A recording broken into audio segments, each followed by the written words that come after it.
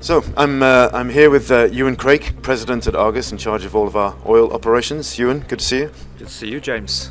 First of all, one of the big themes of this week, in oil pricing at least, is the inclusion in Brent of WTI Midland. Tell us why that's important. Well, it's important for two reasons. Because A, it supports the continuation of the Brent benchmark, which has frankly been running out of oil. It's also important because it affirms the role of Midland WTI as a global grade, grade with global influence, and indeed arguably confirms the US Gulf Coast's importance as a price establishing venue.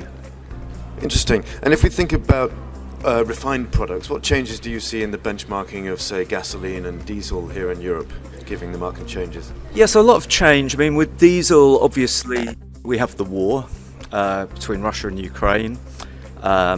First of all, we saw self-sanctioning. Now we've seen, since the beginning of February, actual sanctions from Europe, an oil product embargo on Russia.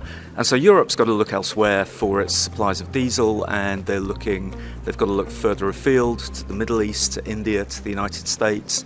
Those supplies are coming, but they're coming from further away. They're coming on bigger ships. The shipping market is very tight because of the Russia conflict generally and changes in oil flows around the world. So it's going to be very, very interesting to see how the pricing dynamics there play out. I think on gasoline, you've got a different issue, more connected with the energy transition. There's been more ethanol gradually going into the gasoline pool, ethanol, of course, being a biofuel. Argus publishes the benchmark for European gasoline, which is currently E5, so 5% ethanol, is blended into that blend stock. We now have a proposal out to the market to shift that to an E10 type of blend stock, and so we're engaging with stakeholders right now to see what they think about that. Interesting. And in biofuels more generally, as the energy transition gathers pace, what other changes do we see in biofuels markets and pricing here in Europe? Yeah, so biofuels is really going through a revolution right now with the advent of hydrotreating of vegetable oils and animal fats.